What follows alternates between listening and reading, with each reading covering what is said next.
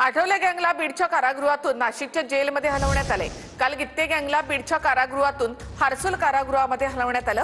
कारागृहामध्ये झालेल्या मारहाणीनंतर दोन्ही गँगना वेगवेगळ्या ठिकाणी हलवण्यात आलेलं आहे।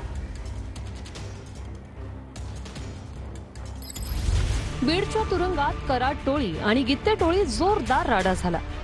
त्यानंतर गित्ते गँगला छत्रपती संभाजीनगरच्या हर्सुल कारागृहात हलवण्यात आलं, तर आठवले गँगला नाशिकच्या कारागृहात नेण्यात आलं। संतोष देशमुखांच्या हत्या प्रकरणातले आरोपी सध्या बीड जिल्हा कारागृहातच ठेवण्यात आले आहेत। गित्ते गँगला हर्सुलच्या कारागृहात नेत असताना महादेव गित्तेनं जेल प्रशासनावर आरोप केले। आज आठवले गँगनेही आमचा काही संबंध नसताना हलवलं जात असल्याचा आरोप केलाय।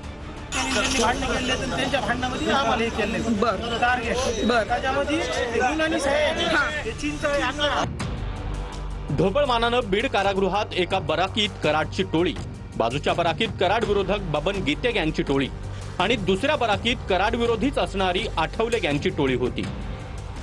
काल गित्ते आणि आठवले टोळीनं घुले आणि कराडला मारहाण केल्याची बातमी आली।